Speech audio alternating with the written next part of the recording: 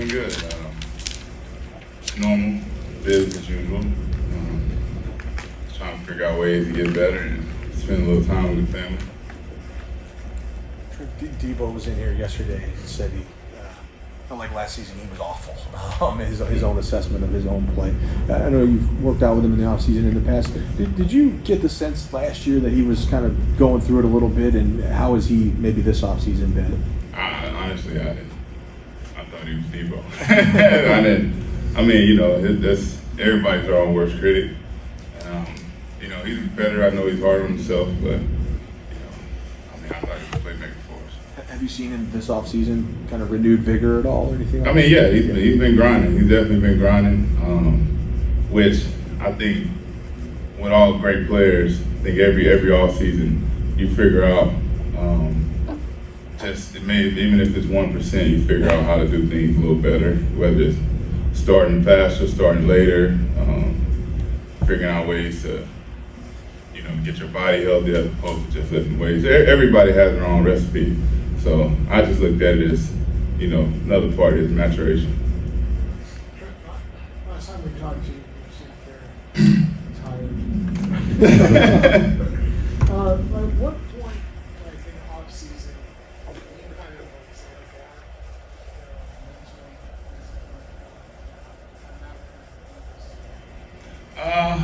I say, after a tough loss like we suffered, it may take maybe a week or two longer, but usually after about 2 or 3 weeks when all the bumps and bruises kind of subside and, you're looking at basketball on TV, you're watching people compete, and you start to miss that competition and start to get that itch again, and next thing you know, you're in the gym at 2 o'clock in the morning. So it's kind of how I always go for me. How much you as explosive and good as you've ever been, and how much of it is veteran know-how compensating for things? Or I think a little bit is veteran know-how, but I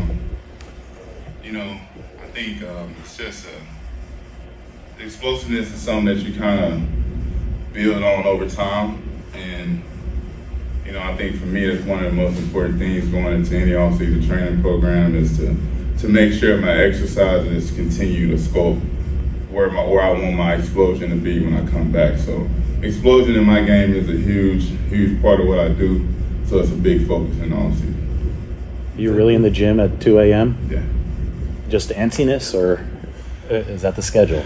It's pretty much scheduled, but it's more so therapy. You get in there and you don't feel like you in a fishbowl. Everybody watching you how much you lift and seeing when you get tired and kind of measure themselves. For me, I just like to go in there and open space. It's night outside. It's kind of like I know everybody's sleeping. I feel like I'm working. Maybe I'm getting a leg up. They probably working while I'm sleeping, but to me, it's kind of a mental thing, Yeah. Right. Cool. McKivitz is the new face on the offensive line. What's your thoughts on him? What have you seen from him throughout kind of his rise up? I think it's well deserved. It's been a long time coming. I remember having conversations with him when he didn't make the roster and he had to go to the practice squad for a couple weeks, and how bummed out he was. He was playing great, but it's a numbers game more than anything. And just to see him continue to grind, not to be discouraged, continue to let his talent show, play with confidence. He earned it. He's here for a reason, and he got that spot for a reason. He earned it. I'm proud of him. It's only been a couple days, but what's it like having Javon Hargrave on the other side of the ball?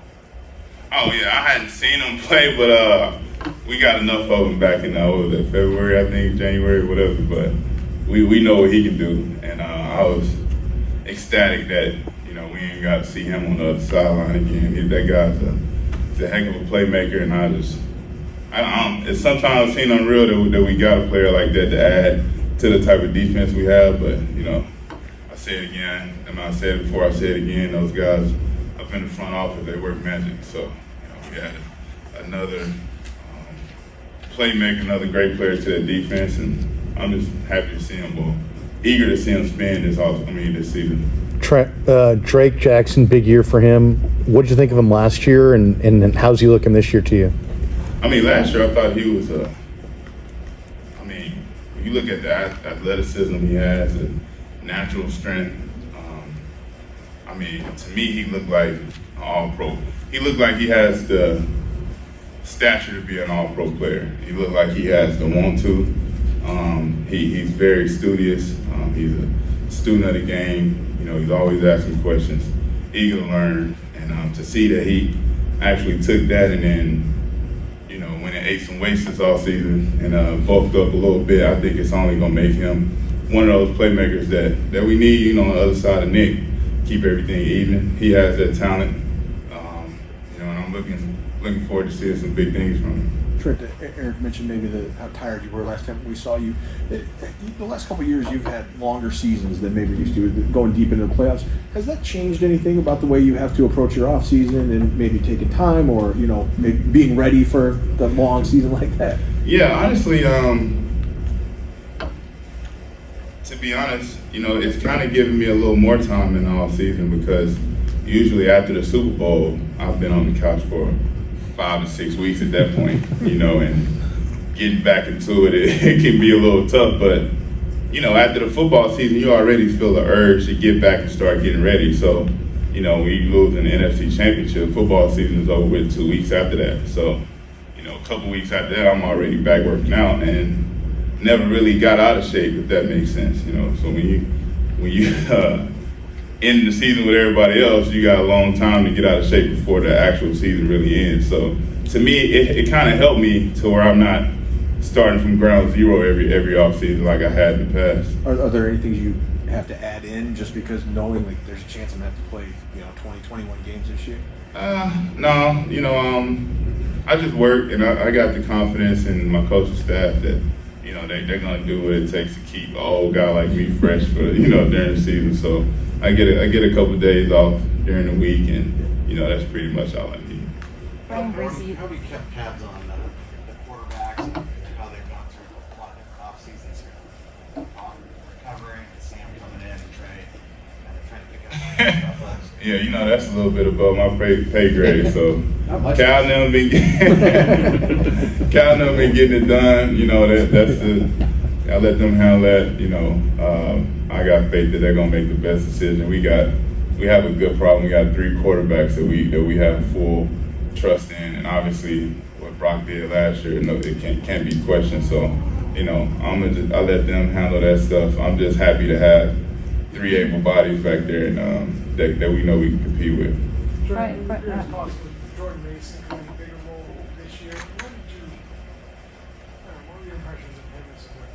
I think I was, you know, impressed like everybody else. You know, coming in where he was picked up at, nobody expecting a whole lot from him, and then boom, it's like a pleasant surprise. You know, we've always been pretty rich with running backs here, but the more you can keep adding depth to that room, you know, you got a closer like him who can come in and get those tough 3rd and 2, 3rd and 3. You know, close the game out. We're running 4-minute offense. You know, you need guys like that. And not only is he a great player, he's a great teammate, great guy to be around. So, you know, I'm happy for him. He get an increased role. I think he deserves it. There was a sequence out there today where Christian McCaffrey was positive he'd been held. He was upset about it, and he was going after the official. Right. To have a guy, you know, that caliber in a mandatory mini camp, non-padded practice, take it that seriously, what does that do for everybody else? I mean, you know, when you get to know Christian, you understand why he's the player he is. I mean, that's every day. And you know, you see we're in a mini camp. Most of the veterans are on the sideline, you know, with a front row view. You know, Chris, you can't keep him out the huddle. You know, that's him. He's a competitor. You know, he doesn't take a day off, doesn't take a play off. So it doesn't surprise me that he was pretty pissed off with getting held. I was too. I was over there, you know, giving the official my little 2 cents. But, you know, I told Christian, I was like, that's why you need to be over here with me, man. You got to worry about all that. Brian Greasy talked about how Trey Lance, he was so proud of him about how he handled last year and that he affected the team through the postseason even though he wasn't on the field. How did he do that? Just about being a great teammate. You know, hey, we all know he was hit with an unfortunate situation, and you know, football is the way the game is. One opportunity closed for somebody else, it opens up for somebody else. So we were obviously, Brock was exactly what we needed him to be when we needed him to be that. And, you know, as opposed to sitting there and being down, which everybody could respect and everybody could say, you know, I get that, I understand. You know, he didn't. He was in Brock's hip pocket, very attentive to meetings, every walkthrough that he could attend, he was there. And he just always had a smile on his face, always uplifting teammates. And, you know, for him to be that young and be that mature and handle things that well, I mean, I was impressed. All right. Thank you, guys. Thanks, Trent. Thank you. Hargrave will be our last.